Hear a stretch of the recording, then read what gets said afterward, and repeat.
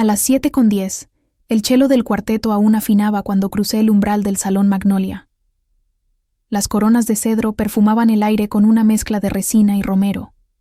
Sobre las mesas, las velas dentro de cilindros de cristal dibujaban óvalos tibios que competían con las luces frías del árbol central. Un abeto altísimo traído de Arteaga, vestido con cintas de lino y tarjetas con nombres de donantes.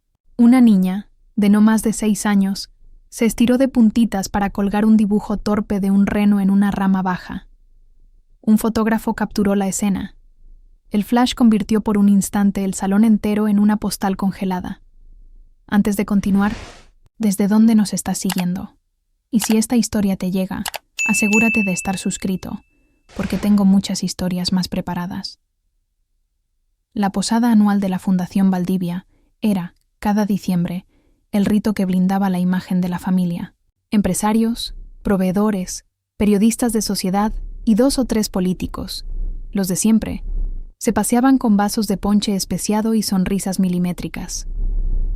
Yo había elegido un vestido azul oscuro, cuello barco, tela mate que absorbía la luz como una promesa.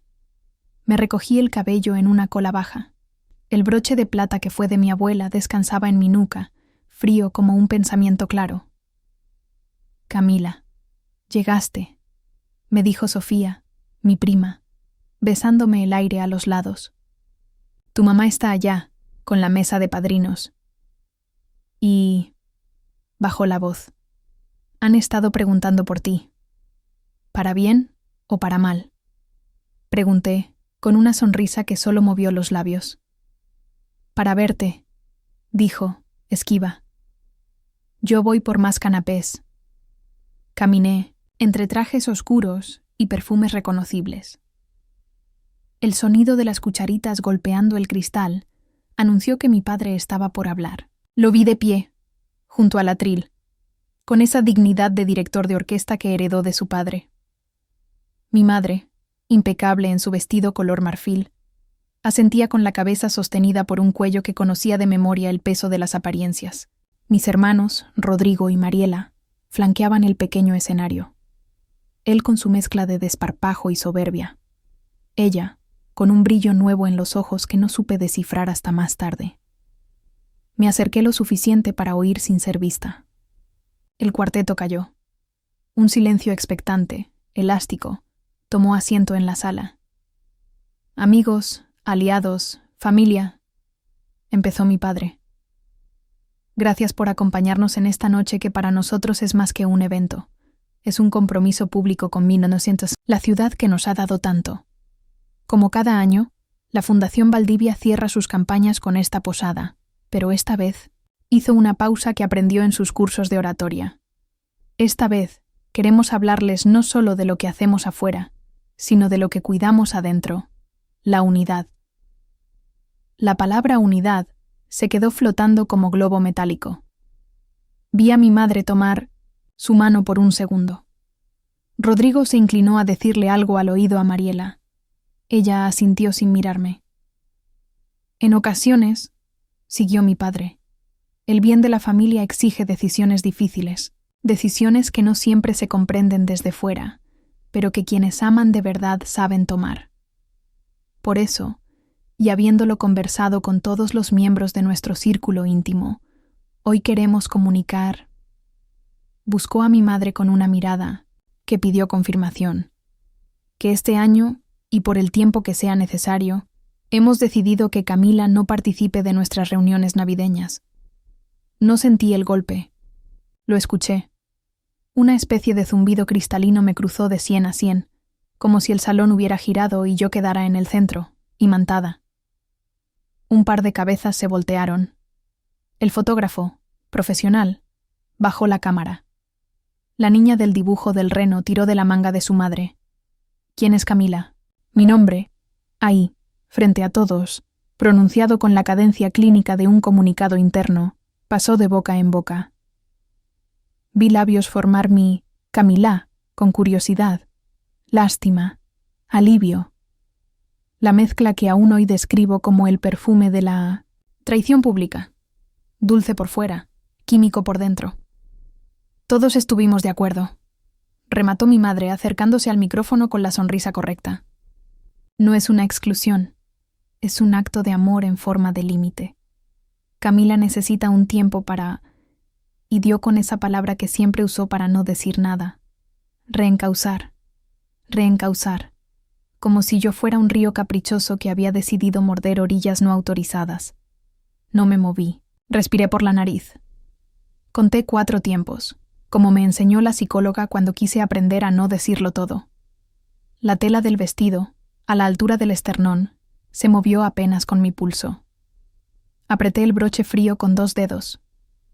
En la mesa cercana, una señora de labios rojos susurró: «Pobrecita». Noté la copa de vino en su mano. Un tinto joven. «Pobre vino», pensé. «Gracias por su comprensión», cerró mi padre. «La familia es primero». El cuarteto retomó un villancico, con el entusiasmo obediente de los músicos mal pagados. Los aplausos fueron escasos, corteses, suficientes.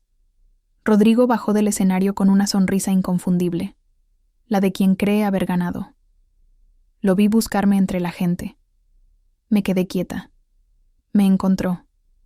Le sostuve la mirada el tiempo exacto, que tardó en preguntarse si yo acababa de tragar saliva o de afilar un cuchillo. Di 2 pasos hacia atrás, luego 3 hacia un pasillo que conducía al balcón. Las luces de la ciudad eran una constelación de Pascua recortada por el perfil negro del cerro. El aire afuera era frío, afilado, honesto. La barandilla de hierro tenía la rugosidad de las cosas que duran. Apoyé los codos, dejé el clutch sobre el mármol y abrí el forro interior, donde había guardado, dobladas con precisión quirúrgica, 3 hojas y un juego de fotos impresas. En la primera página, el membrete de Notaría 128, Protocolización 14.632-B, Poder General para Actos de Administración y Pleitos, otorgado por Fundación Valdivia a la C. Camila Valdivia Ortiz. Firmas en tinta negra, sello seco, rúbrica del notario con ese trazo que parece una ola. La fecha, 12 de mayo. La segunda página, extracto del Acta de Consejo 142. Celebrada el 3 de septiembre. Se acuerda la actualización de firmas mancomunadas, A2 para cuentas operativas y A3 para fideicomisos, manteniendo como apoderada autorizada a la C. Camila Valdivia Ortiz para la instrucción de bloqueos preventivos en caso de irregularidades. Votación. 3 a favor.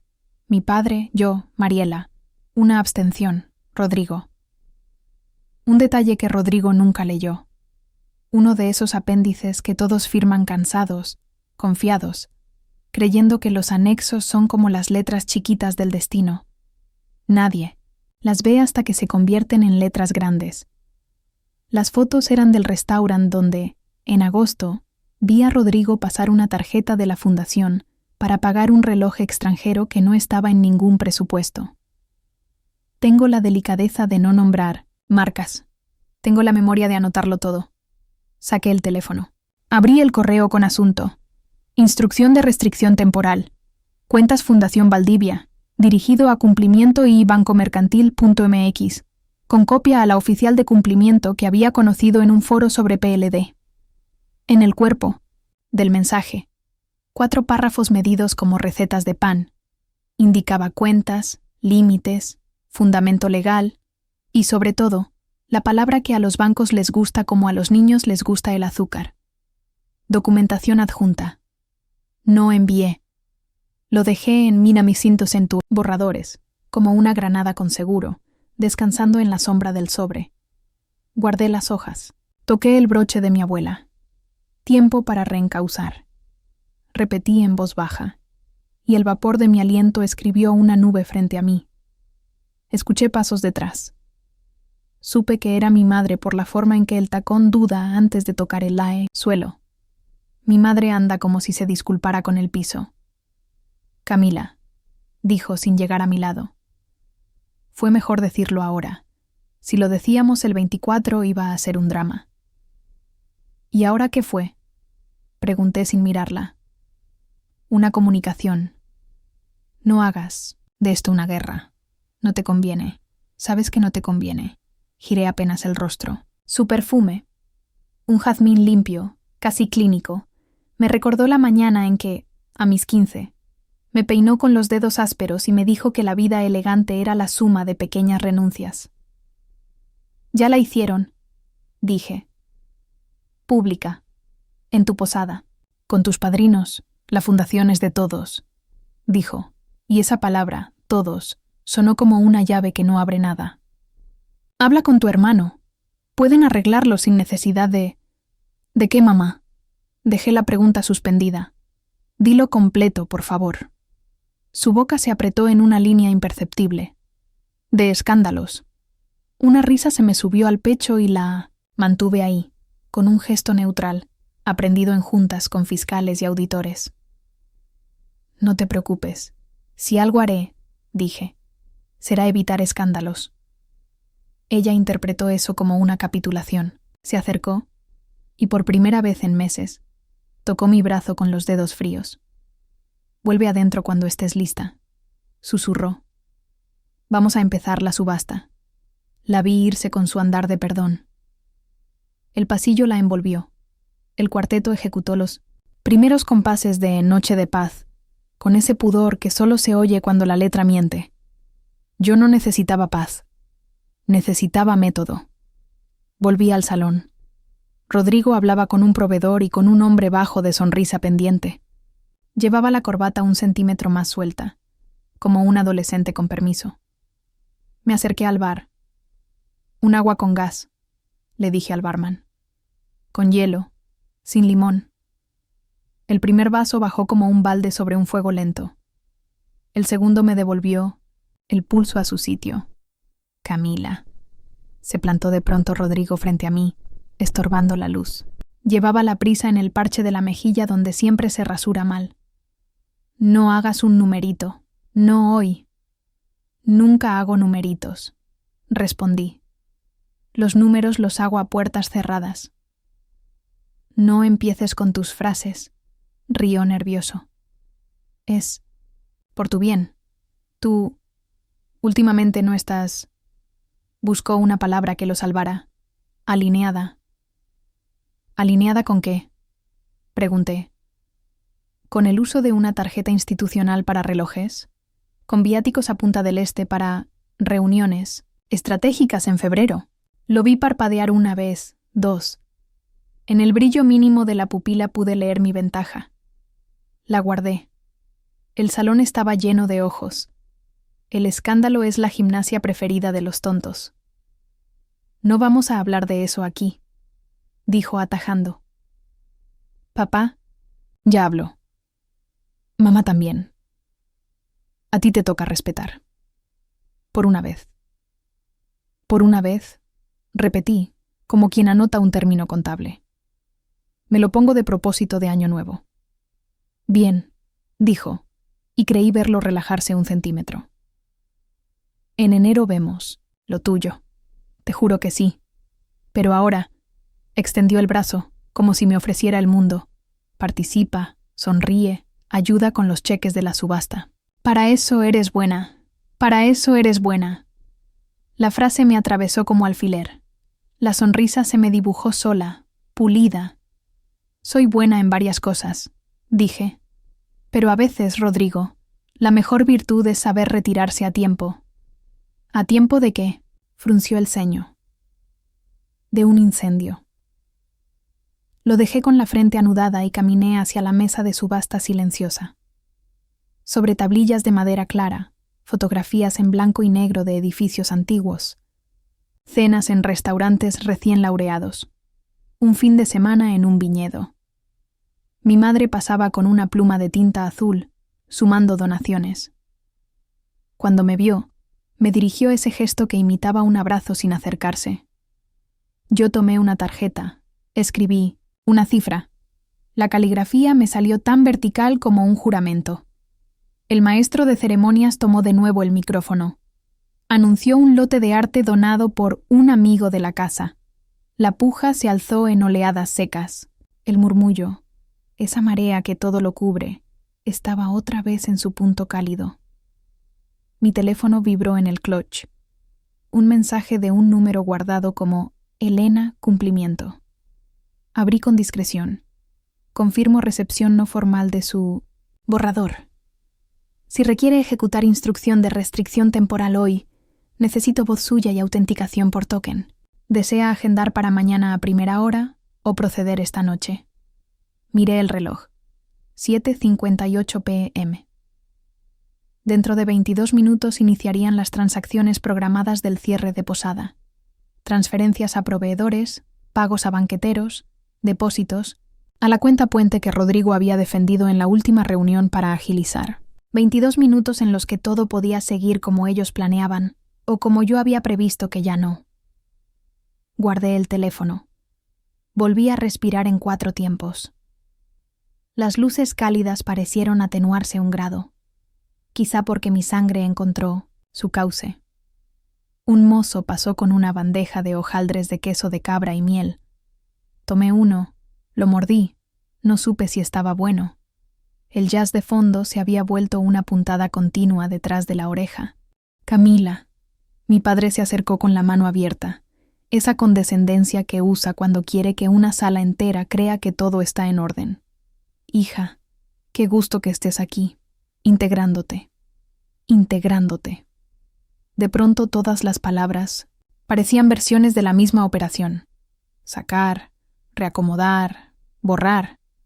Papá, dije, que sea una gran noche de recaudación. Lo será, aseguró, con ese optimismo que a veces confundíamos con fe. Somos una familia con propósito, siempre, respondí, y los dos nos sonreímos como dos embajadores que negocian un alto al fuego, sabiendo que la artillería no ha dejado de apuntar. Se fue a estrechar manos, yo a mi balcón. El aire había bajado un grado más. Saqué el teléfono, abrí el correo en borradores, releí mis párrafos, claros, secos, sin adjetivos. Toqué el botón de adjuntar. La cámara de mi teléfono aún conservaba la fecha y hora de las fotos del reloj, del Tao restaurante, del slip con propina generosa que no cuadraba. Subí todo, uno por uno, como quien coloca piezas en una vitrina a prueba de negaciones. Pulsé guardar. Volvió a vibrar el teléfono. Estoy frente a la consola, escribió Elena. Si procede ahora, la restricción será inmediata, con revisión manual a primera hora hábil. Necesito su OK y su token. Mis dedos buscaron el llavero en el bolsillo interior del clutch. El token, un pequeño óvalo gris, pesó lo justo en la palma. Miré el broche de mi abuela. Plata vieja, dibujo de hojas. En su espejo, por un segundo, vi mi propia cara, y me pareció la cara de una mujer que hubiera entendido por fin para qué sirve la elegancia, para sostener la mano firme en el minuto exacto. El cuarteto cambió de tema. Ahora era Carol of The Bells, esa música que suena a engranajes y relojes, a mecanismos invisibles encajando por dentro. Conté mentalmente, 19 minutos. No hagas de esto una guerra. Oí mi propia voz, en el tono de mi madre. ¿Qué es una guerra, entonces, sino un modo de decir basta? Tecleé la respuesta. Proceder ahora. Restricción total a cuentas operativas y fideicomisos vinculados a Fundación Valdivia según anexo A auténtico. Presioné enviar. Un segundo después, el teléfono sonó. Elena. Buenas noches, de Valdivia. Su voz era precisa, sin gestos. Antes de ejecutar, necesito su confirmación verbal. Usted sabe, su nombre completo, su clave de autenticación y el código temporal del token. Tragué. No por miedo. Por la sequedad del aire frío. Nombre completo. Camila Valdivia Ortiz. Clave de autenticación. Cedro 1979. Código temporal. Presioné el botón del óvalo. Se encendió la pantalla con 6 dígitos verdes. 4660912. Recibido, dijo ella. Un momento, por favor. El villancico siguió su curso.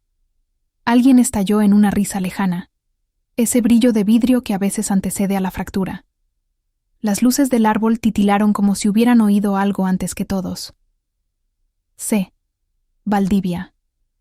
Volvió. Elena. El sistema me arroja una advertencia. Existe una cuenta puente con permisos recién actualizados y un lote de transferencias programadas dentro de 20 minutos. La restricción las frenaría. ¿Confirma que esa es su intención? Miré hacia el salón. Vi a Rodrigo inclinándose sobre la mesa de subasta, firmando como si cada trazo fuera el latido de su poder. Vi a mi madre haciendo un gesto de aprobación a alguien. Vi a mi padre alzando una copa con el alcalde. Vi a la niña del reno corriendo hacia el árbol, orgullosa de su dibujo. Confirmo, dije. Necesito una segunda confirmación por protocolo, insistió ella, y su ética me reconcilió con el mundo. Autoriza bloqueo total, sin excepción. Hasta nueva instrucción por escrito y acta de consejo. El corazón me dio un golpe suave, como un puño cerrado en un guante de terciopelo. Autorizo. Entonces, hubo un clic, un teclado. En este instante aparecerá un mensaje en su pantalla, para validar con su huella. ¿Lo ve? Miré el teléfono. Un rectángulo blanco emergió sobre la aplicación del banco. ¿Confirmar bloqueo inmediato de cuentas Fundación Valdivia? Esta acción enviará alertas a firmantes y proveedores. Aceptar, cancelar. Debajo, un círculo me pedía colocar el dedo. Puse el pulgar sobre el cristal. Sentí el zumbido mínimo de la vibración háptica, como la respiración de un animal pequeño que se entrega a tu mano. El coro del villancico entró en el compás fuerte. Un mozo empujó discretamente un carrito con copas hacia el escenario. Mi madre levantó la vista. Rodrigo, a 2 metros de la mesa de subasta, metió la mano al bolsillo. Su reloj brilló un segundo bajo la luz del árbol. En el borde de mi visión, el cerro oscuro parecía inclinarse.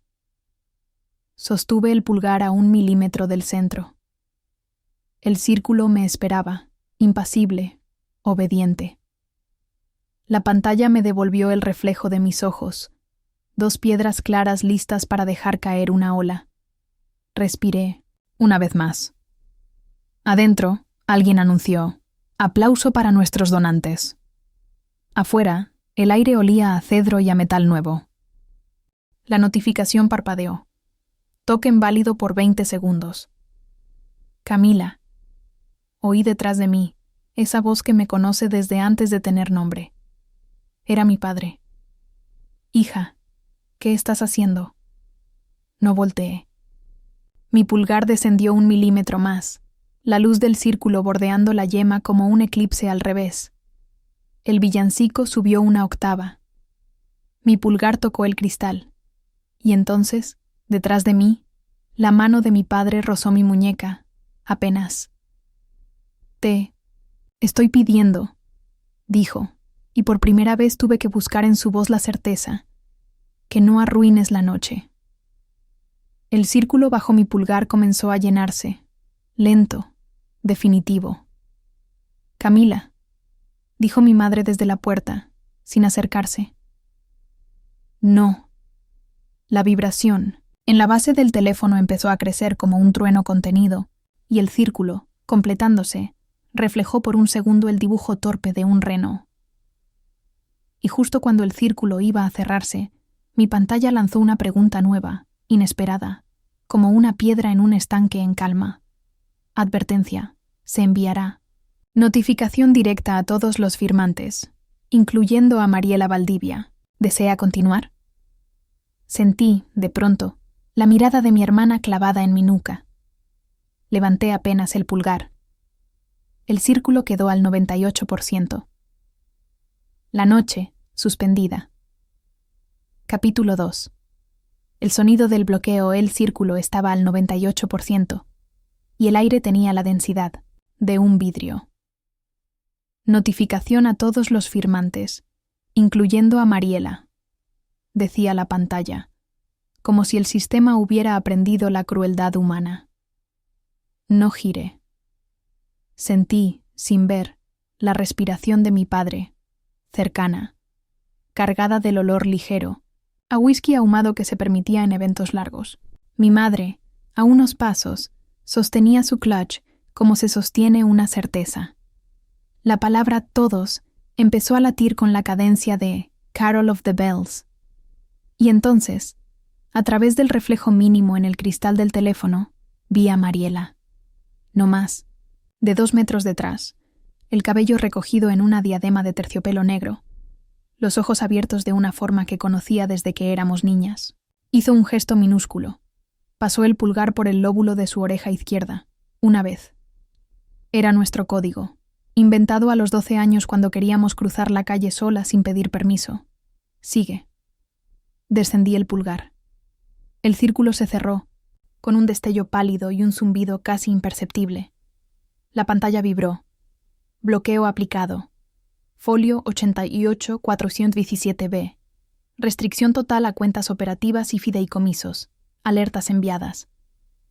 A continuación, otra notificación emergió como una campanada.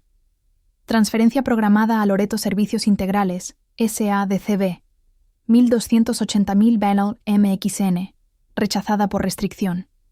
Y una más, en cascada. Depósitos POs Banquetes Argüello. Rechazados. Pago de Corarte. Rechazado. Cuenta Puente R17. Congelada. No, dijo mi madre, esta vez en voz audible, como intentando regatearle al destino una sílaba. Mi padre apretó mi muñeca. Su pulgar, cargado de años de acuerdos cerrados en mesas de caoba, tembló. No fue un gesto violento. Fue un gesto de alguien que descubre que el piso tiene una grieta donde no la había ayer. Hija, dijo, forzando una sonrisa que se parecía a él y a un extraño a la vez. Ven, un minuto. Lo hablamos. Me solté con delicadeza. Le sostuve la mirada como sostengo una cuerda tensada, sin herirla, pero sin soltarla. Ahora no, respondí. Hubo una comunicación, ya sabes, para evitar escándalos. Rodrigo apareció desde el salón, con la mandíbula dura y el celular encendido, la pantalla bañándole la cara en luz azul. Oí su vibración insistente, notificaciones cayendo como canicas sobre mármol. Detuvo los ojos en mi teléfono, luego en mi mano. Las comisuras de su boca se contrajeron buscando una palabra que no encontró. En el salón, algo cambió de temperatura. Los pos del bar empezaron a cantar su estribillo de error. Ese pitido breve que cualquiera que haya intentado pagar en Navidad conoce. Y el barman, entrenado para la discreción, movió las manos rápido sobre cables y dispositivos como un mago desorientado. El maestro de ceremonias, ajeno todavía, presentó el siguiente lote con voz redonda. Un fin de semana para 2 en Valle de Guadalupe, cortesía de nuestros amigos de... Me marca rechazado, dijo un proveedor bajo al oído de mi madre, sin disimulo suficiente. Y tengo que liquidar esta noche. Mi madre no parpadeó. Su elegancia, que tantas veces envidié y otras tantas detesté, se acomodó de golpe en modo pánico. Asintió, como si asintiendo se arreglaran los sistemas. Mariela se acercó por fin. Tenía los dedos fríos. Su mirada era una cuerda tensa también. Estoy contigo, susurró, y en su susurro oí la cuota exacta de miedo y lealtad que una hermana puede sostener. El teléfono vibró otra vez. Elena, cumplimiento. Bloqueo ejecutado. Por circular interna, se notifica a Comisión de Vigilancia de su fundación y a auditor externo. ¿Requiere que yo misma hable con quien designe en piso? Respondí. Sí. Lic Durán, auditor externo, está presente. Enviar resumen técnico. Cerré los ojos 2 segundos. Oí como si el salón respirara distinto. Los sonidos, cotidianos, platos, risas, pasos, se desarmaron, y lo que quedó fue un ritmo nuevo. La certeza de que el mecanismo que creían a su servicio seguía obedeciéndose a sí mismo. El sistema no era de ellos, como nunca lo son. El sistema tiene su propia ortografía. ¿Qué hiciste? Rodrigo se plantó frente a mí. Olía a colonia con notas de vainilla, de esas que justifican gastos de representación en cuentas mal, descritas. ¿Qué hiciste, Camila? Activé el anexo A. Dije. Instrucción de bloqueo preventivo ante irregularidades. Está en el acta 142, ¿recuerdas? Tú te abstuviste. Yo voté a favor. Mi padre tragó saliva. Por una lasca de segundo, su máscara de patriarca dejó ver al hombre que aprende que su nombre no es suficiente contraseña. Hizo un esfuerzo por recuperar el tono. No vamos a ventilar temas de administración en nuestra posada. Lo que tú creas haber visto se va a revisar, como se revisa todo, en enero. Ya se está revisando, dije, y levanté el teléfono, lo justo para que viera la serie de notificaciones. Operación inusual, señalada conforme a LFPORPI. Transferencia a servicios relacionados, coincidencia parcial con lista interna de riesgo. No sonrisas, no teatralidad. La evidencia no grita. Muestra. Alguien del staff se acercó al escenario y le susurró algo al maestro de ceremonias. Este bebió agua, improvisó. Tomamos una breve pausa musical mientras coordinamos la subasta. El cuarteto obedeció con un tema que sonaba a puente colgante. La pausa empujó a la gente a ese murmullo especulador con el que se devoran a las familias bien. Algo pasa. Apareció entonces, con paso de hombre que siempre llega justo, el licenciado Durán, nuestro auditor externo. Traje gris claro, lentes de marco fino, una carpeta tan plana que daba miedo. Me saludó con un gesto mínimo y, como si nos encontráramos en un pasillo de juzgado, me habló bajo, directo. Recibí el resumen técnico. Dijo: la restricción está en regla. Por estatutos, procede con su sola instrucción y la autenticación. Ahora vendrá lo institucional. Consejo extraordinario o, por lo menos, acta de incidente. Y bajó un poco más la voz. El nombre Loreto Servicios está en nuestra nota de partes relacionadas desde septiembre. Rodrigo se movió, incómodo, como si el traje recién planchado le anidara espinas. Licenciado, dijo mi padre, con esa autoridad en la que ha habitado 40 años. No es la ocasión. Ninguna lo es hasta que lo es, respondió Durán, con el tipo de neutralidad que incendia. Y hoy, señor Valdivia, lo es. Mariela me apretó el antebrazo. La niña del reno se había quedado quieta cerca del árbol, mirando, las luces como si fueran luciérnagas presas. La escena, por un segundo, tuvo la melancolía de una película de fin de año, donde todo se rompe para que algo nazca distinto. Vamos a un privado, ordenó mi padre. No pidió, ordenó. Ese hombre le es más natural que el otro. Señaló la sala contigua, la de las juntas apretadas, paredes de madera, una pantalla con el logotipo de la fundación, una mesa ovalada con sillas que crujen lo justo cuando alguien pierde la razón. Nos movimos en bloque. Detrás de nosotros, el salón redujo el volumen como hacen los mares cuando la tormenta se concentra. Cruzamos una puerta y entramos en un aire distinto, sin música.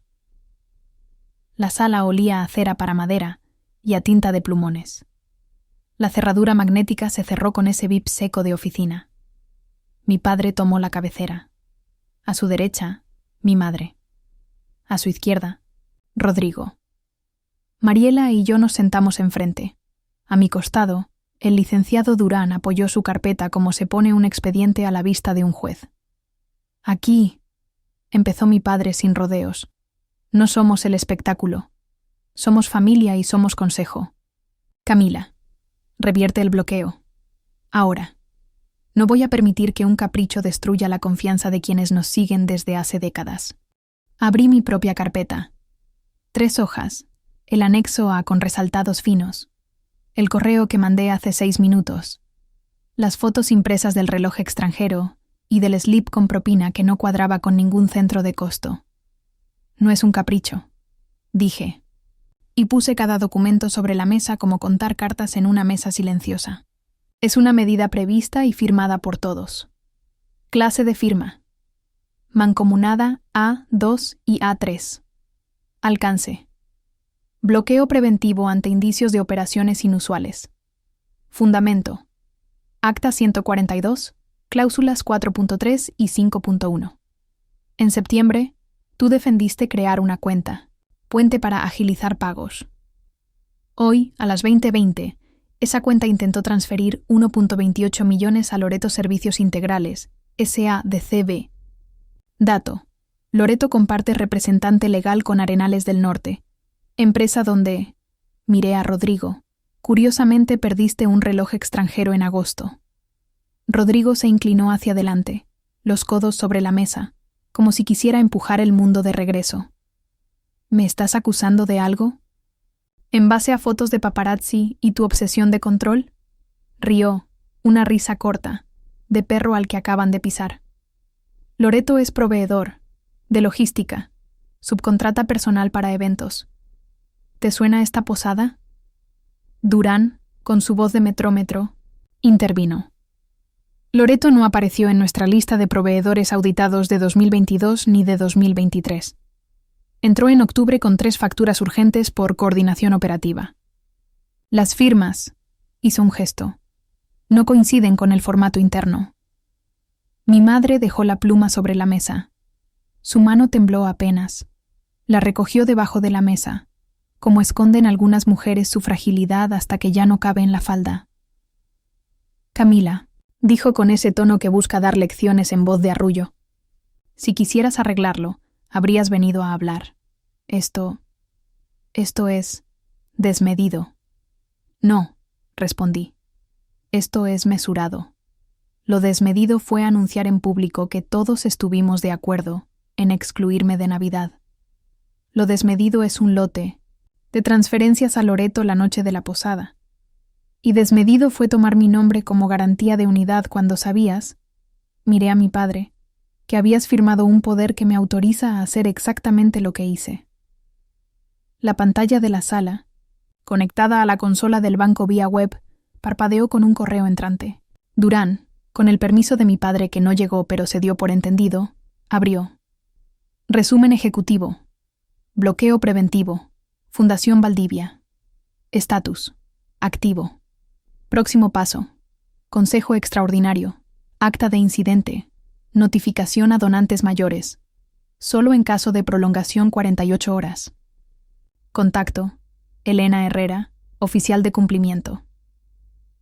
Debajo, un PDF adjunto con la ficha de riesgo de Loreto Servicios, coincidencias de representante legal, domicilios cruzados, alertas de partes relacionadas. Mi padre habló entonces con voz baja, esa que guarda para conversaciones donde el respeto está a punto de morirse. No voy a permitir que señales a tu hermano. Él no... Se corrigió. Nadie en esta mesa roba. Me incliné hacia él, no como hija, como apoderada. Mi voz se limpió sola, perdiendo cualquier rastro de emoción. Yo tampoco lo permito, dije. Por eso bloqueé. Si no hay nada, abrimos en 24 horas y todo mundo duerme. Si hay algo, hoy no se roba. Rodrigo soltó una carcajada amarga. ¿Y tú quién eres para permitir o no permitir? ¿La policía de Navidad? La apoderada que tú firmaste como apoderada, respondí. Y la hija que ustedes desinvitaron. Esa mezcla rara.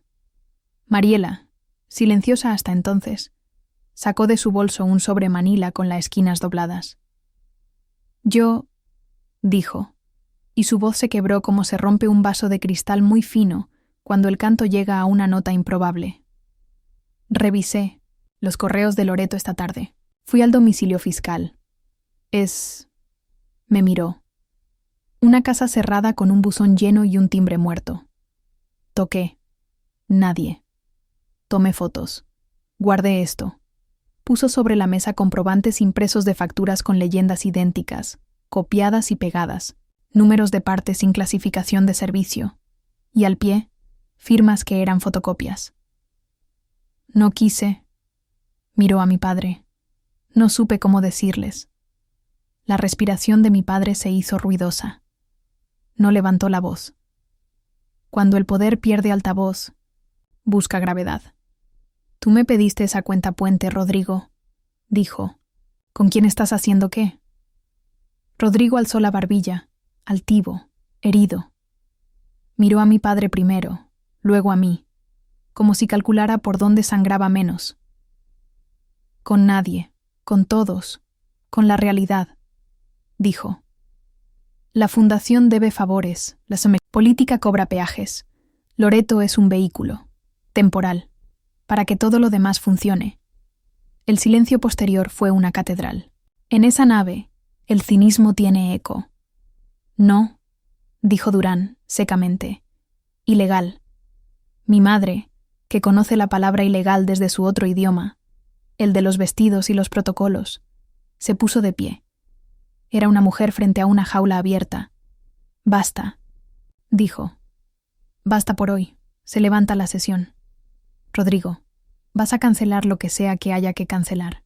Camila, desbloqueas y mañana a primera hora... No, la interrumpí. No hay mañana si hoy se firma un desbloqueo sin acto, sin minuta, sin revisión. Nadie desbloquea nada si la cuenta puente es una vía para vehículos o realidades que no se sostienen ante un auditor. ¿Quieren institucionalidad? Aquí está. Se convoca a Consejo Extraordinario. Hoy, 21:30. Se levanta acta de incidente. Se invita a notario. Se toma acuerdo. Y, miré a mi padre, se informa a donantes mayores si la restricción supera 48 horas.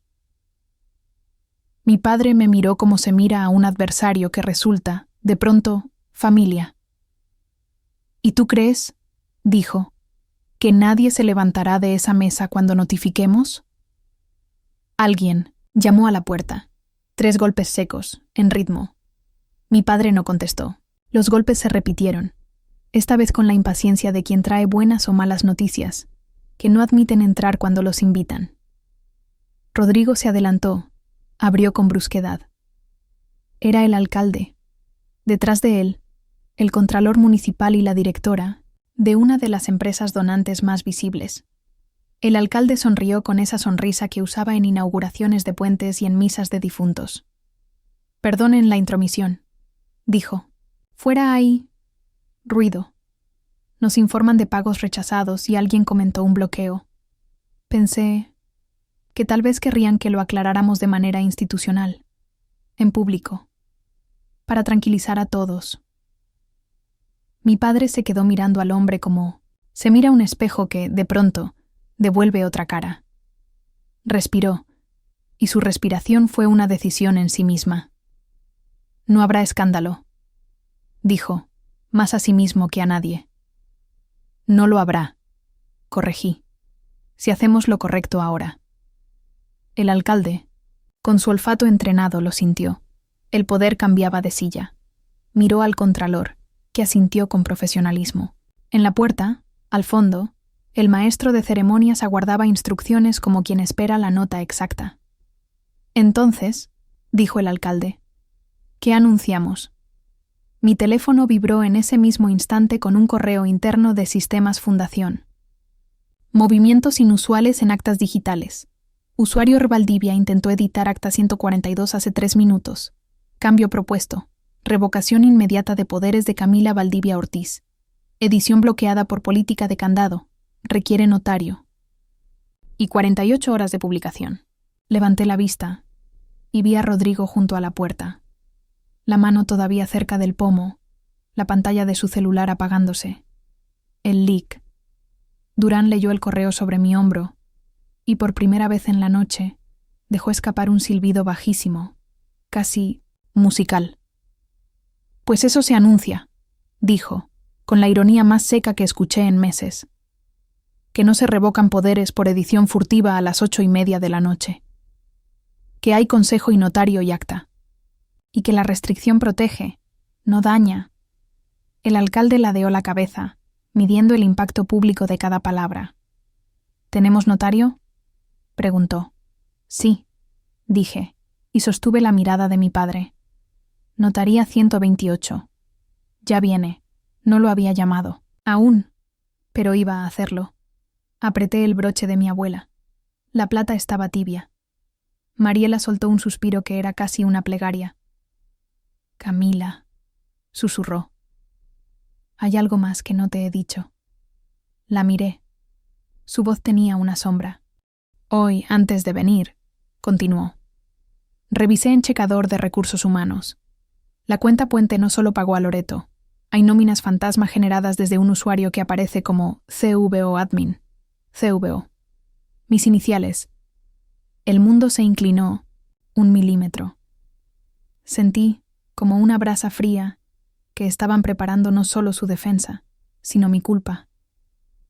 Eso no lo hice yo, dije, y mi voz no tembló. No soy esa clase de torpeza. Rodrigo sonrió con los labios, no con los ojos. Eso lo dirás en el tribunal.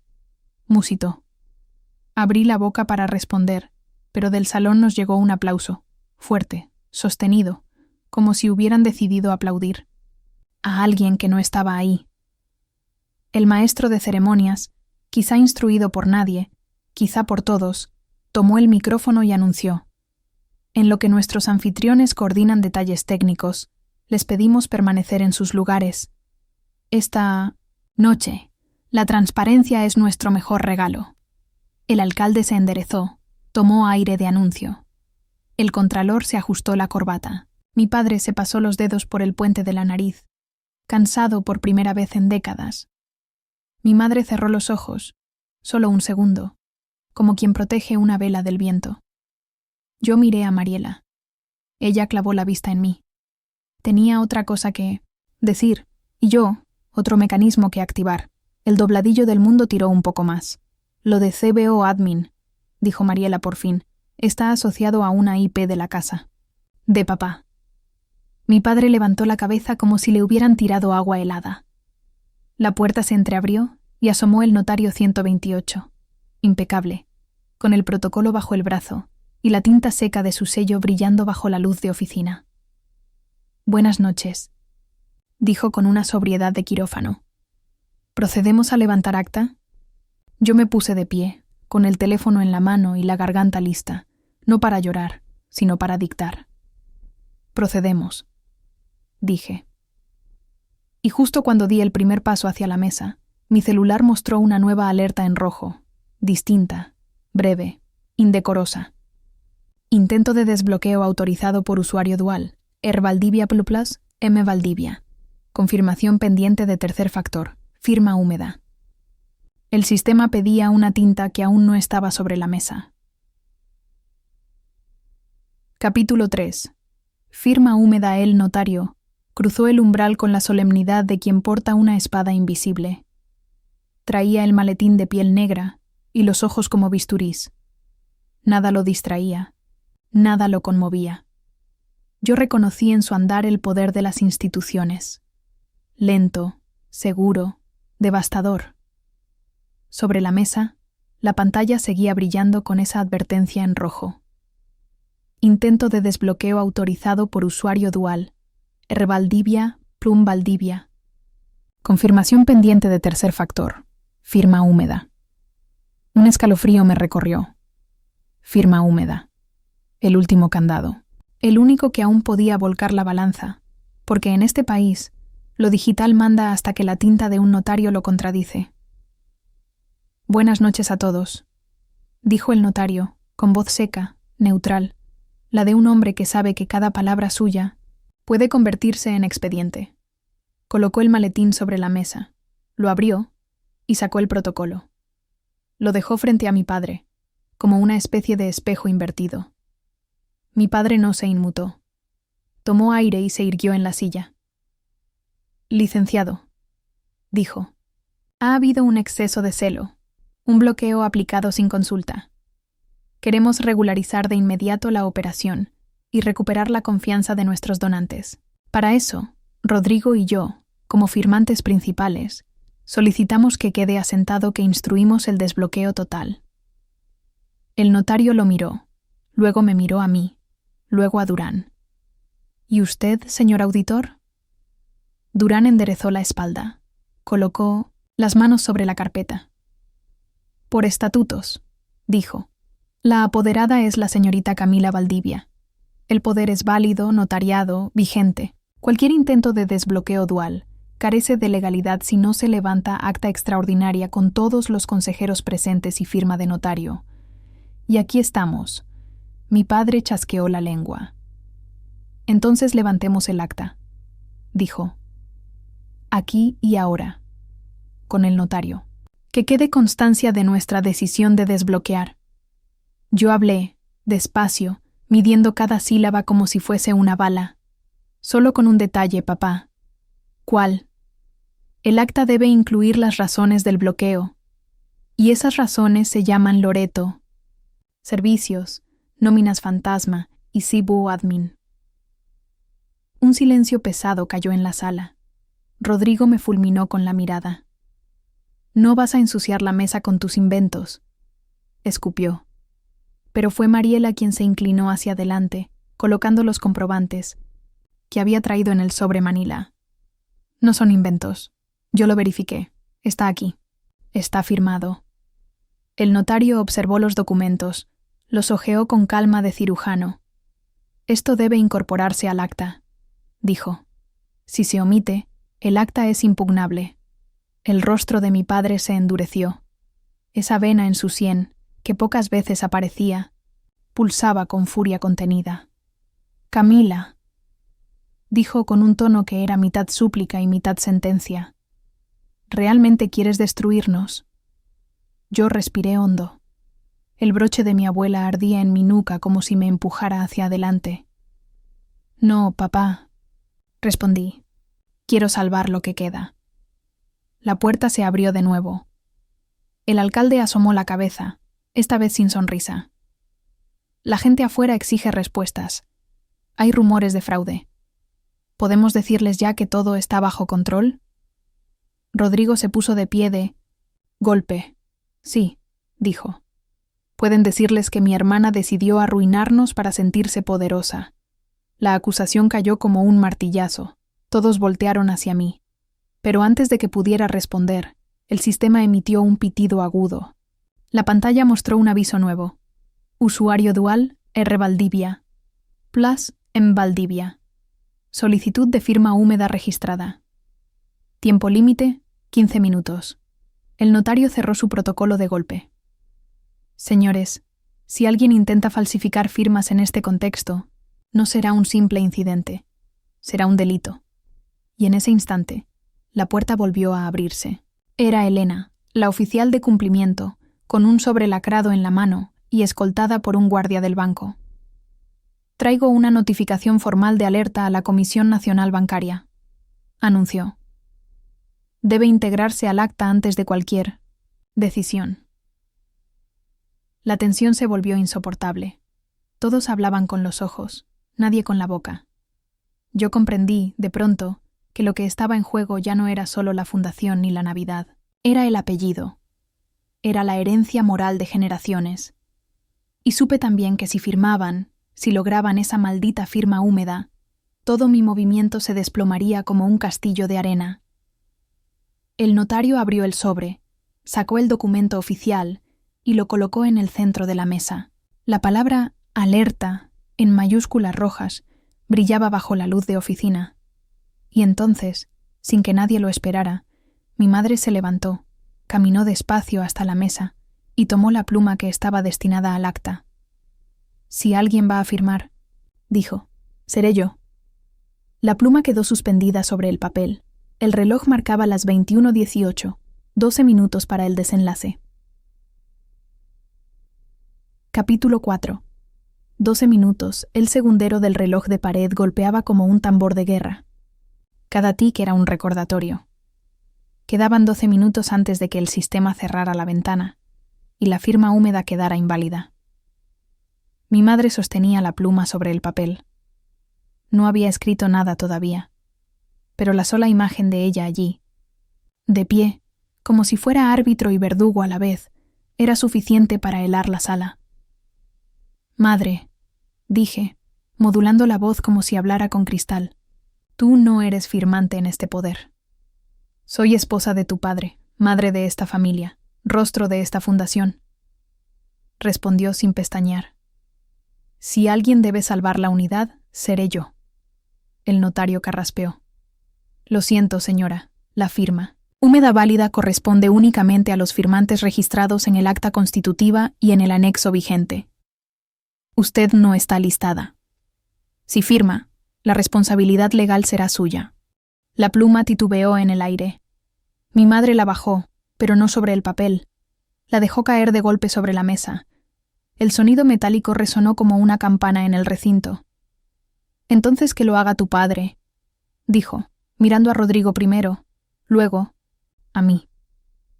Él siempre ha llevado este apellido con dignidad. Mi padre se acomodó en la silla. Giró apenas el rostro hacia mí. Sus ojos estaban cansados, sí, pero también había en ellos un fuego que no recordaba desde mi infancia. «Camila», dijo, y la sola forma de pronunciar mi nombre fue un intento de pacto. «Tienes razón en que aquí se cometieron errores. Rodrigo ha cometido excesos. Y yo», respiró hondo, «yo lo permití. Pero nada justifica destruirnos ante todos. Devuélvenos las cuentas. Yo lo resuelvo». «¿Con cartas falsas?», repliqué, señalando el correo en la pantalla. «¿Con un desbloqueo dual manipulado? El sistema ya registró el intento, papá. La CNBV está al tanto. No hay regreso limpio». Rodrigo golpeó la mesa con la palma. «Basta ya de tu teatro», bramó.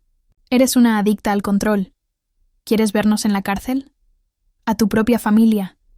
«Quiero verlos en la verdad», respondí, firme. «Y si la verdad es cárcel, que así sea».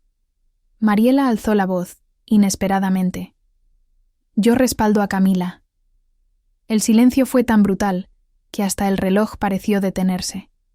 Mi madre la miró como si la hubiera traicionado 2 veces. «¿Tú también?» Mariela no bajó la mirada. «También». Durán abrió su carpeta y deslizó un documento hacia el notario. «Aquí están las facturas duplicadas. Aquí las transferencias a cuentas relacionadas. Si alguien quiere firmar para desbloquear, tendrá que hacerlo sobre este cúmulo de pruebas. Y yo seré testigo de que lo hizo a sabiendas». El notario asintió, solemne. «Si se firma en estas condiciones, el acta no solo será inválida, será prueba de encubrimiento». Mi padre se llevó la mano a la frente. El sudor brillaba en sus sienes. Rodrigo, desesperado, sacó su celular. Lo desbloqueó con furia. Empezó a teclear mensajes, rápidos. Elena, la oficial de cumplimiento, lo interceptó. «Señor, todo lo que envíe desde ese dispositivo está siendo monitoreado. Sugiero que no agrave su situación». Rodrigo le lanzó una mirada de odio, pero guardó el teléfono. El reloj marcó las 21:24, 8 minutos. El alcalde, que hasta entonces había permanecido en silencio, dio un paso adelante. «Damas y caballeros», dijo con su tono de campaña que sonaba igual en nacimientos y funerales. Afuera la gente murmura. Los periodistas ya olieron sangre. Si en 8 minutos no salimos con una versión oficial, mañana no habrá portada que no nos despedace. La portada ya está escrita, respondí. Dependerá de nosotros si dice fraude descubierto o fraude encubierto. Mi padre me miró largo rato, y en ese silencio percibí lo que más me dolió. No era solo enojo, era miedo. «¿Qué quieres a cambio, Camila?», preguntó al fin. «¿Qué condición pones para soltar esto?». Respiré. Toqué el broche frío de mi abuela y supe que era el momento de exponer lo que llevaba meses planeando. «Quiero el control de la fundación», dije. «Quiero la presidencia ejecutiva, las firmas bancarias y la rendición pública de cuentas en el Consejo Extraordinario». Un murmullo de incredulidad recorrió la sala. Rodrigo se echó hacia atrás, riendo con desprecio.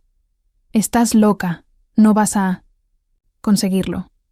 El notario me miró con atención. «Si se levanta acta extraordinaria ahora, con la presencia de los consejeros y testigos, puede votarse el cambio de presidencia. Es legal». Mi padre golpeó la mesa con el puño cerrado.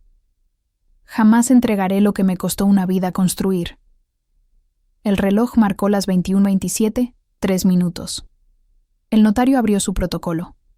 «Entonces decidamos ya. O se firma el desbloqueo, con las consecuencias legales que ello implica». Miró a Rodrigo y a mi padre. «O se levanta acta para la votación del cambio de presidencia». Todos miraban el reloj. Afuera, los murmullos crecían. El sonido era como un mar embravecido que esperaba a devorarnos. El segundero marcó el último tic antes de las 21:28, y en ese instante, Rodrigo se levantó de golpe, arrancó la pluma de la mesa, y con un gesto rabioso la acercó al acta. «Firmo yo», gritó. La tinta estaba a milímetros del papel, y entonces la puerta se abrió de par en par. Un guardia de seguridad irrumpió jadeando. «¡Hay prensa afuera!», anunció. «Y alguien filtró los documentos del bloqueo. Ya están en redes sociales». La sala entera se congeló. El reloj marcaba 21:29. 1 minuto. Capítulo 5. La filtración 21:29. El segundero parecía burlarse de todos nosotros, devorando el último minuto con una lentitud cruel. El guardia, todavía agitado, sostenía el teléfono en alto. Desde donde estaba pude distinguir la pantalla, titulares improvisados en redes sociales, fotos del documento del bloqueo, mi nombre subrayado, y la palabra que todo lo cambia. Fraude. El mapaita. Silencio en la sala fue absoluto. Mi padre, pálido, cerró los ojos un instante. Rodrigo aún sostenía la pluma, suspendida sobre el acta, como si el tiempo le diera la oportunidad de borrar lo que ya estaba escrito en las redes. «¿Quién filtró esto?», preguntó mi madre con voz quebrada. El guardia tragó saliva. «No, lo sabemos, señora, pero ya es viral. Los periodistas están en la puerta principal. Exigen declaraciones inmediatas». El alcalde se adelantó, carraspeando como quien busca el tono correcto para un discurso imposible. «Si no damos una versión oficial, mañana estaremos todos en primera plana como cómplices. El daño a la fundación será irreversible». Durán, con calma quirúrgica, señaló la pantalla del sistema bancario. «Señores, el intento de desbloqueo dual ya está registrado. El fraude ya es público. Lo único que puede salvarlos es mostrar institucionalidad ahora». Mismo Rodrigo me fulminó con la mirada. «Fuiste tú, ¿verdad? Tú filtraste esto». «No necesitaba hacerlo», repliqué. «Las pruebas siempre encuentran su camino cuando la mentira se pudre». El reloj marcó 21:30. El sistema lanzó un pitido agudo. Ventana de firma húmeda. Expirada. Solicitud de desbloqueo. Cancelada. La pluma cayó de la mano de Rodrigo y rodó sobre la mesa, dejando un rastro de tinta. El círculo se había cerrado. Ya no podían revertir nada. El notario levantó la voz con solemnidad. «Con la cancelación de la ventana de firma, el bloqueo queda firme hasta que el Consejo Extraordinario decida otra cosa. Propongo levantar acta en este momento». Mariela intervino de inmediato. «Yo voto a favor de convocar al Consejo y someter a votación el cambio de presidencia». Mi madre se llevó las manos al rostro. «Esto nos va a destruir». «No, mamá», le respondí. «Esto nos va a reconstruir». El alcalde, consciente de que el espectáculo ya había escapado al control de todos, asintió con gravedad. «Yo seré testigo, el contralor también. Así podrán anunciarlo afuera con legitimidad». Rodrigo golpeó la mesa con ambas manos. «Esto es un golpe. Un maldito golpe familiar». «No», dije. «Es un rescate». El notario abrió su protocolo redactando en voz alta. «En la ciudad de Monterrey, siendo las 21:31 del día 24 de diciembre, se celebra sesión extraordinaria del Consejo de la Fundación Valdivia. Comparecen».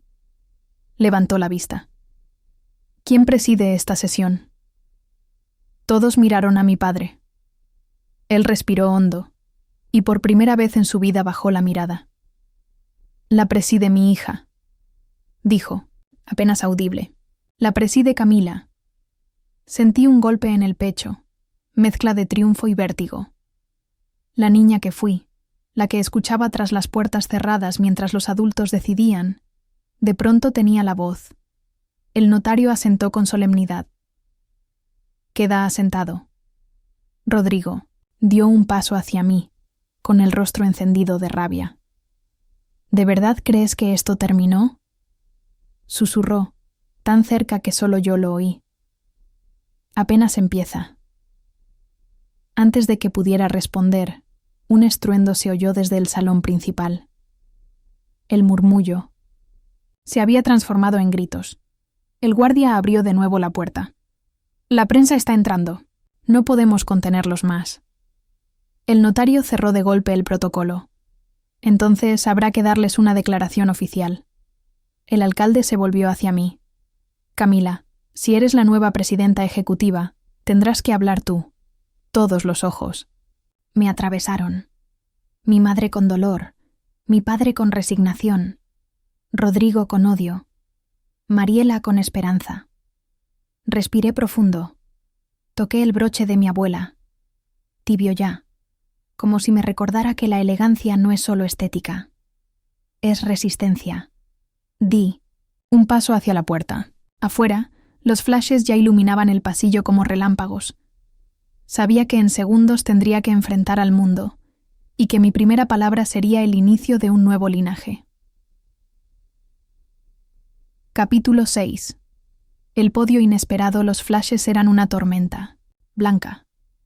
Cada destello me cegaba un instante y, cuando recuperaba la visión, nuevos rostros con micrófonos aparecían, ansiosos, voraces. El pasillo del Salón Magnolia se había convertido en un improvisado campo de batalla mediática. Reporteros, extendiendo grabadoras, fotógrafos alzando cámaras sobre los hombros y detrás, los donantes murmurando con la incomodidad de quien teme haber apostado por el caballo equivocado. El alcalde intentó abrir camino con las manos, murmurando: «Orden, orden, por favor», pero su voz se perdió bajo la avalancha de preguntas. ¿Es cierto que la Fundación Valdivia está siendo investigada por fraude? ¿Quién ordenó congelar las cuentas?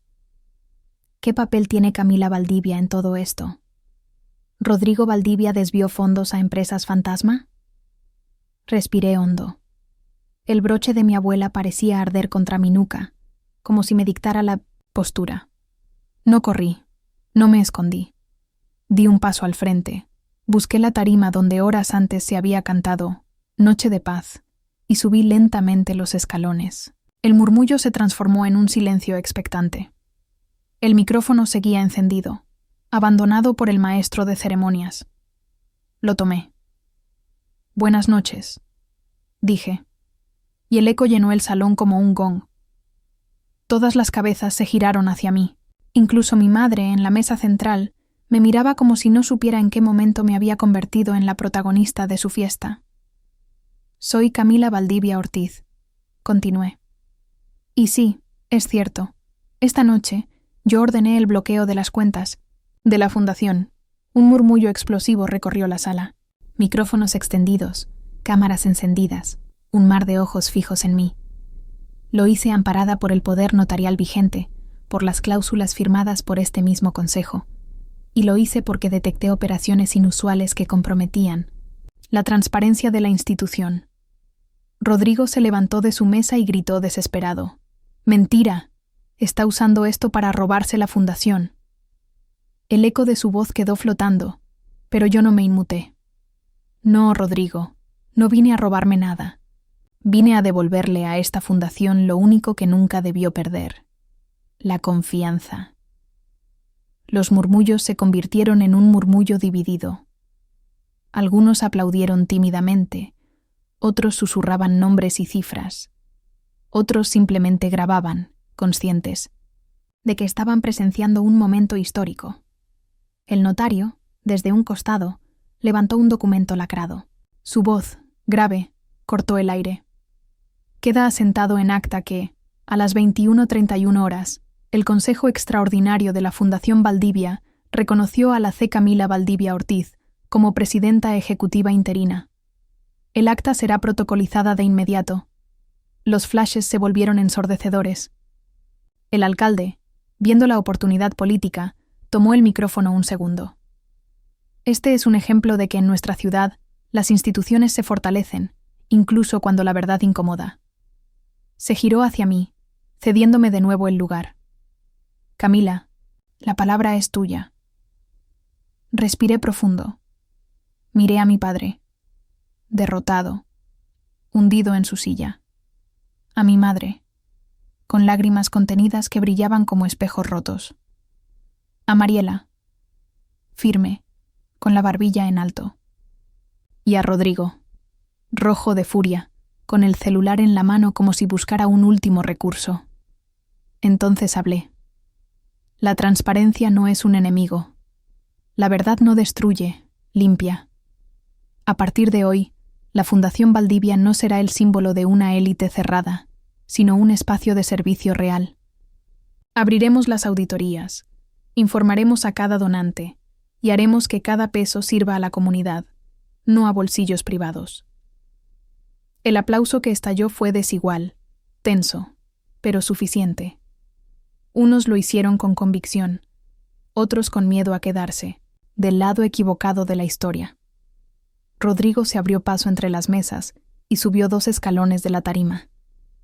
«No te atrevas», me dijo entre dientes. «No sabes lo que estás desatando». Elena, la oficial de cumplimiento, se colocó entre nosotros con un gesto firme. «Señor Valdivia, le recuerdo que todos sus movimientos están bajo revisión. Le sugiero guardar silencio». Rodrigo retrocedió un paso, rabioso, como un animal acorralado. Yo, en cambio, sentí que cada palabra me anclaba más al suelo, como si por primera vez perteneciera al escenario. Esta Navidad, concluí mirando a la multitud, me dijeron que no era bienvenida en mi propia familia. Yo respondo abriendo las puertas de la verdad a todos. Un nuevo aplauso, más sólido, recorrió el salón. El notario cerró el protocolo. El alcalde sonrió para las cámaras. Y en medio del resplandor, de los flashes, me di cuenta. Había ganado la primera batalla, pero cuando bajé del podio, un mensaje apareció en mi teléfono. Era de un remitente desconocido. «Cuidado, Camila. Loreto no es lo que piensas.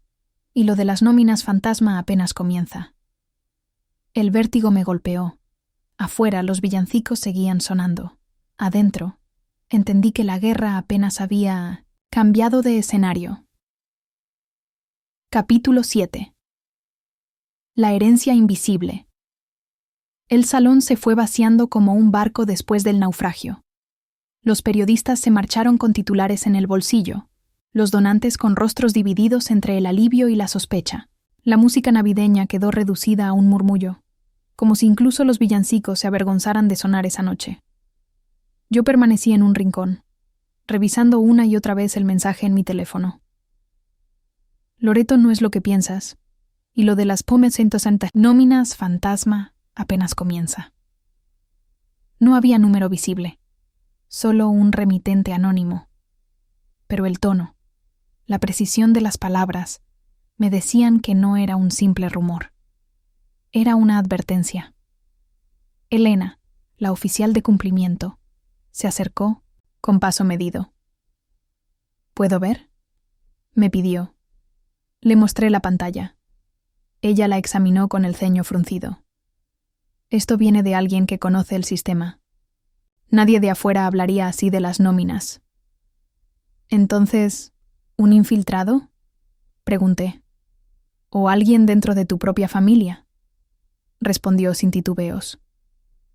La idea me golpeó como agua helada. Miré alrededor. Mi madre recogía sus cosas. En silencio, mi padre discutía en voz baja con el alcalde, y Rodrigo se había escabullido, probablemente preparando su contraataque. Mariela, en cambio, se acercó a mí con los ojos rojos, pero firmes. «Camila», susurró, «hay algo que no te dije». La miré, alarmada. «Dime ahora». Sacó de su bolso un sobre doblado. Me lo entregó como si pesara toneladas. Lo encontré en el archivo de papá, hace 2 semanas. No sabía si mostrártelo, hasta hoy. Abrí el sobre. Dentro había copias de escrituras, un contrato de fideicomiso y una lista de beneficiarios. Mis ojos se detuvieron en una línea que parecía escrita en fuego. Beneficiario alterno. Fundación Loreto. El corazón me dio un vuelco. Fundación Pregunté incrédula. ¿No era una empresa fantasma? Mariela negó con la cabeza. No exactamente. Loreto existe, pero como fachada. Está registrada como asociación civil, con fines de beneficencia. En los papeles es gemela de la nuestra. Mismo objeto social, mismos estatutos casi copiados. Y adivina quién figura como presidente honorario. Leí la firma al pie de página. Sentí que el aire se me escapaba. Papá. Mariela asintió. Papá creó una fundación paralela, con los mismos donantes, las mismas cuentas, pero con un circuito oculto para desviar dinero sin que el Consejo Real lo detectara. Elena se inclinó sobre los papeles, su rostro endurecido. Esto ya no es solo un bloqueo preventivo. Esto es doble contabilidad institucional. Si lo confirmamos, habrá sanciones históricas. Me quedé en silencio, sosteniendo el sobre como si quemara. De pronto entendí el verdadero alcance. No era Rodrigo el cerebro del fraude. Él era solo el operador torpe, la mano visible. El arquitecto había sido siempre mi padre. El eco de su voz horas antes me golpeó de nuevo. La familia es primero. No, pensé. La familia fue siempre el escudo. Elena habló otra vez, con voz seca. Mañana mismo debo reportar esto a la comisión. Pero será tu decisión si quieres que tu padre quede nombrado en la denuncia como autor intelectual. Tragué saliva. Mi madre, ajena aún, se acercaba lentamente, como si intuyera que algo más grande se estaba revelando. Camila, dijo, con una mezcla de súplica y orgullo. Ya tuviste tu victoria esta noche. No lo destruyas más. La miré. Su perfume a jazmín me golpeó con recuerdos de infancia, pero ya no alcanzaba para suavizar la verdad. Mamá, le respondí. No soy yo quien lo destruye, es lo que hicieron ustedes.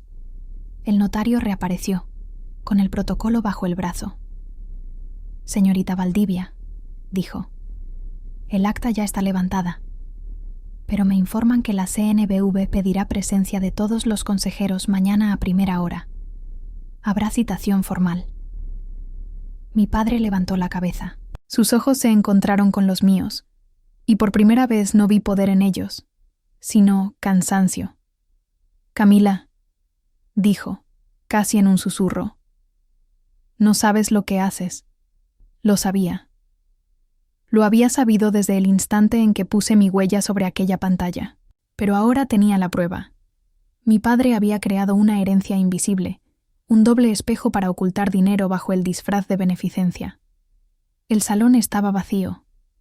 Afuera, las luces navideñas seguían titilando como si nada hubiera ocurrido. Sabía que el verdadero enfrentamiento sería al día siguiente, frente a la comisión, frente a los donantes, frente al país entero si era necesario. Y en ese momento, comprendí, la traición familiar había dejado de ser un asunto privado. Se había convertido en un caso público, y yo era la única capaz de sostenerlo en pie. Elena guardó los documentos en su portafolio. Mañana todo se definirá. ¿Estás lista para que tu padre sea investigado como un delincuente más? Me quedé mirando el broche de mi abuela en el espejo del salón. Y en ese reflejo, ya no vi a la hija desinvitada de la Navidad. Vi a la mujer que sostenía la herencia rota, lista para rehacerla a su manera. Estoy lista, dije, pero en mi interior sabía que aún faltaba lo más duro. Decirle al mundo que el hombre al que todos llamaban benefactor era, en realidad, el autor de la traición más oscura. Capítulo 8. El peso de la libertad. La mañana siguiente amaneció sin piedad. El cielo gris de Monterrey parecía un telón de acero sobre la ciudad. La cita con la comisión era a las 9 en punto, en un edificio de cristal que devolvía el reflejo del tráfico y las prisas. Llegué temprano, con Mariela a mi lado, el notario detrás y Elena cargando su portafolio como si llevara dinamita. Los pasillos olían a desinfectante y café recalentado. Cada paso retumbaba como si el suelo quisiera recordarme lo definitivo de esa jornada. Afuera, cámaras y reporteros aguardaban. Dentro, Hombres y mujeres con trajes oscuros revisaban carpetas con la frialdad de cirujanos. Nos hicieron pasar a la sala principal. Una mesa alargada, micrófonos, grabadoras encendidas. Al fondo, el escudo de la Comisión Nacional Bancaria. No había villancicos ni luces de Navidad, solo la desnuda claridad de la verdad.